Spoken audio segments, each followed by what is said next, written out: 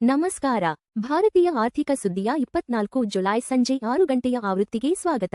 ಈ ಸುದ್ದಿ ಆವೃತ್ತಿಯನ್ನು ನಿಮಗೆ ತಂದಿರುವವರು ಭಾವನಾ. ಇತ್ತೀಚಿನ ಸುದ್ದಿಗಳನ್ನು ಆಲಿಸಿ. ಸೆನ್ಸೆಕ್ಸ್ 76,059.77, 332 ಪಿಟಿಎಸ್, 0.43% ಕುಸಿದಿದೆ. ಅತಿ ಹೆಚ್ಚು ಲಾಭ.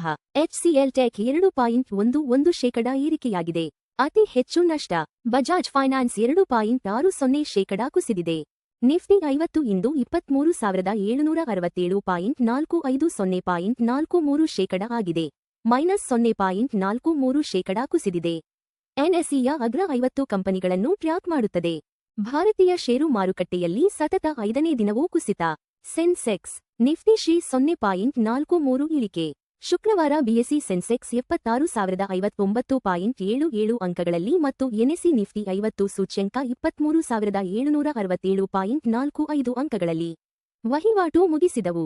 ಇದು ದೇಶೀಯ ಪ್ರಮುಖ ಸೂಚ್ಯಂಕಗಳಿಗೆ ಸತತ 5ನೇ ದಿನದ ನಷ್ಟವನ್ನು ದಾಖಲಿಸಿದೆ. ತೈಲ ಹೆಡ್ಜಿಂಗ್ ಒತ್ತಡದ ನಡುವೆ ರೂಪಾಯಿ ಕುಸಿತ ತಡೆದ ಆರ್ಬಿಐ ಮಧ್ಯಪ್ರವೇಶ. ಶುಕ್ರವಾರ ಯುಎಸ್ ಡಾಲರ್ ಎದುರು 96 ರೂಪಾಯಿ ಮತ್ತು 55 ಪೈಸಾಕ್ಕೆ ಕೊಂಚ ಕುಸಿತ ಕಂಡು ಸ್ಥಿರವಾಯಿತು. ಭಾರತೀಯ ರಿಸರ್ವ್ ಬ್ಯಾಂಕ್ನ ನಿರ್ಣಾಯಕ ಕ್ರಮವು ರೂಪಾಯಿ ದಾಖಲೆಯ ಮಟ್ಟಕ್ಕೆ ಕುಸಿಯದಂತೆ ರಕ್ಷಿಸಿದೆ. ಜುಲೈನಲ್ಲಿ ಭಾರತದ ಖಾಸಗಿ ವಲಯದ ಬೆಳವಣಿಗೆ 4 ವರ್ಷಗಳ ಕನಿಷ್ಠ ಮಟ್ಟಕ್ಕೆ ಕುಸಿತ. ಎಚ್ಎಸ್ಬಿಸಿ ಫ್ಲಾಶ್ ಇಂಡಿಯಾ ಪಿಎಂಇ ವರದಿಯು ಭಾರತದ ಖಾಸಗಿ ವಲಯದ ಬೆಳವಣಿಗೆ 4 ವರ್ಷಗಳ ಕನಿಷ್ಠ ಮಟ್ಟಕ್ಕೆ ಕುಸಿದಿರುವುದನ್ನು ತೋರಿಸಿದೆ. ಜುಲೈನಲ್ಲಿ ಸೇವಾ ವಲಯದ ಚಟುವಟಿಕೆಗಳು ದುರ್ಬಲಗೊಂಡಿರುವುದು ಇದಕ್ಕೆ ಪ್ರಮುಖ ಕಾರಣವಾಗಿದೆ. ಜಾಗತಿಕ ಮಾರುಕಟ್ಟೆ ಅನಿಶ್ಚಿತತೆಯ ನಡುವೆ ಚಿನ್ನ ಮತ್ತು ಬೆಳ್ಳಿ ಬೆಲೆಯಲ್ಲಿ ಏರಿಕೆ. ಶುಕ್ರವಾರ ಚಿನ್ನದ ಬೆಲೆ ಶೇ 0.38% ಏರಿಕೆಯಾಗಿ ಪ್ರತಿ ಟ್ರಾಯ್ ಔನ್ಸ್ಗೆ $4,062 ತಲುಪಿದೆ. ಇದೇ ವೇಳೆ ಬೆಳ್ಳಿ ಬೆಲೆ ಶೇ 1.45% ಹೆಚ್ಚಳವಾಗಿ ಪ್ರತಿ ಟ್ರಾಯ್ ಔನ್ಸ್ಗೆ $58 ಮತ್ತು 63 ಸೆಂಟ್ಗೆ ತಲುಪಿದೆ. ಸೌದಿ ಸರಕು ಸಾಗಣೆ ದರ ಏರಿಕೆ ಆತಂಕದ ನಡುವೆ ಕಚ್ಚಾ ತೈಲ ಬೆಲೆ $89 ಮತ್ತು 82 ಸೆಂಟ್ಗೆ ಕುಸಿತ. ಶುಕ್ರವಾರ ಕಚ್ಚಾ ತೈಲ ಬೆಲೆ ಶೇ 2.57% ಕುಸಿದು ಪ್ರತಿ ಬ್ಯಾರೆಲ್ಗೆ $89 ಮತ್ತು 82 ಸೆಂಟ್ಗೆ ತಲುಪಿದೆ. ಕೆಂಪು ಸಮುದ್ರದ ದಿಗ್ಬಂಧನದಿಂದಾಗಿ ಭಾರತಕ್ಕೆ ಸೌದಿ ತೈಲ ಮಾರಾಟದ ಮೇಲಿನ ಸಾಗಣೆ ವೆಚ್ಚ ಶೇ 50% ಹೆಚ್ಚಾದ ಬೆನ್ನಲ್ಲೇ ಈ ಕುಸಿತ ಕಂಡಿದೆ. ಟಾಟಾ ಕನ್ಸ್ಯೂಮರ್ ಮೊದಲ ತ್ರೈಮಾಸಿಕ ನಿವ್ವಳ ಲಾಭ ಶೇ 28% ಏರಿಕೆ. ಪ್ರಮುಖ FMCG company Tata consumer products June ತ್ರೈಮಾಸಿಕದಲ್ಲಿ $427 ಕೋಟಿ ನಿವ್ವಳ ಲಾಭ ಗಳಿಸಿದ್ದು ಶೇ 28% ಪ್ರಗತಿ ಸಾಧಿಸಿದೆ. ಕಂಪನಿಯ ಆದಾಯ ಕೂಡ ಈ ಅವಧಿಯಲ್ಲಿ ಶೇ 12% ಹೆಚ್ಚಾಗಿದೆ. ಎಸಿಸಿ ಮೊದಲ ತ್ರೈಮಾಸಿಕ ನಿವ್ವಳ ಲಾಭ ಶೇ 61% ಭಾರೀ ಕುಸಿತ. ಪ್ರಮುಖ ಸಿಮೆಂಟ್ ತಯಾರಿಕಾ ಸಂಸ್ಥೆ ಎಸಿಸಿ ಜೂನ್ ತ್ರೈಮಾಸಿಕದಲ್ಲಿ $147 ಕೋಟಿ ನಿವ್ವಳ ಲಾಭ ಗಳಿಸಿದ್ದು ಶೇ 61% ಭಾರೀ ಕುಸಿತ ಕಂಡಿದೆ. ಕಡಿಮೆ ಆದಾಯ ಮತ್ತು ಮಾರಾಟದ ಪ್ರಮಾಣ ಕುಸಿದಿರುವುದು ಇದಕ್ಕೆ ಕಾರಣವಾಗಿದೆ.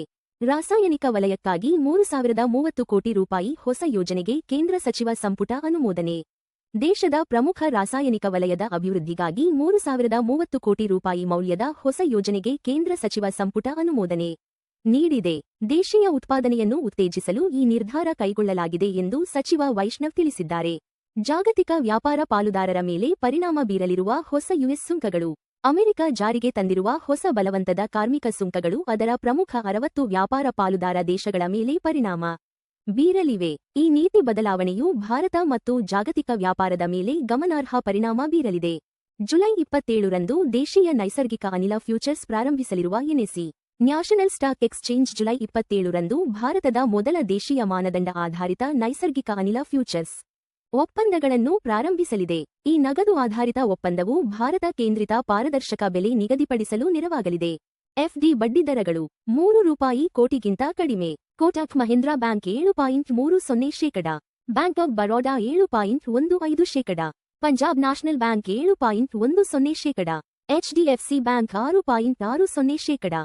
ಚಿನ್ನ $4,062 0.38% ಪ್ರತಿ ಟ್ರಾಯ್ ಔನ್ಸ್ಗೆ. ಅಂದಾಜು ಸಮ $1,26,090 ಪ್ರತಿ 10 ಗ್ರಾಂಗೆ. ಚಿನ್ನದ ಬೆಲೆ 0.38% ಏರಿಕೆಯಾಗಿದೆ. ಹಿಂದಿನ ಮುಕ್ತಾಯ $4,046 ಮತ್ತು 60 ಸೆಂಟ್ರಿಂದ.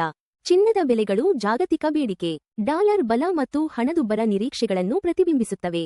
ಬೆಳ್ಳಿ $58 ಮತ್ತು 63 ಸೆಂಟ್ 1.45% ಪ್ರತಿ ಟ್ರಾಯ್ ಔನ್ಸ್ಗೆ. ಅಂದಾಜು ಸಮ $1,820 ಪ್ರತಿ 10 ಗ್ರಾಂಗೆ. ಬೆಳ್ಳಿ ಬೆಲೆ 1.45% ಏರಿಕೆಯಾಗಿದೆ. ಹಿಂದಿನ ಮುಕ್ತಾಯ $57 ಮತ್ತು 80 ಸೆಂಟ್ರಿಂದ.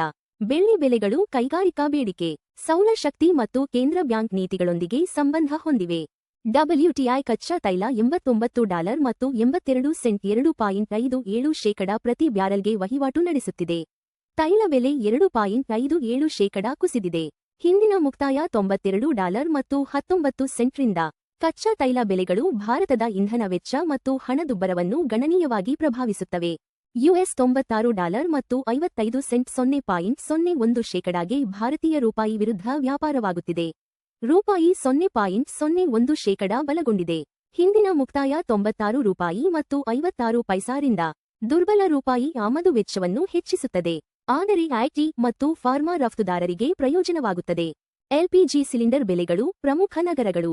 ಚೆನ್ನೈ $957 ಮತ್ತು 50 ಪೈಸಾ, $3,106. ಬೆಂಗಳೂರು $944 ಮತ್ತು 50 ಪೈಸಾ, $3,021.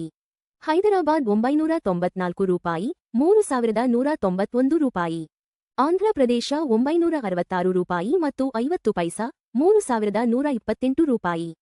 ಭಾರತೀಯ ಆರ್ಥಿಕ ಸುದ್ದಿ ನೋಡಿದ್ದಕ್ಕಾಗಿ ಧನ್ಯವಾದಗಳು. ಪ್ರತಿದಿನ ಬೆಳಿಗ್ಗೆ ಮತ್ತು ಸಂಜೆ 6 ಗಂಟೆಗೆ ನಮ್ಮ ಸುದ್ದಿಯನ್ನು ನೋಡುತ್ತೀರಿ. ಲೈಕ್, ಶೇರ್ ಮತ್ತು ಸಬ್ಸ್ಕ್ರೈಬ್ ಮಾಡಿ.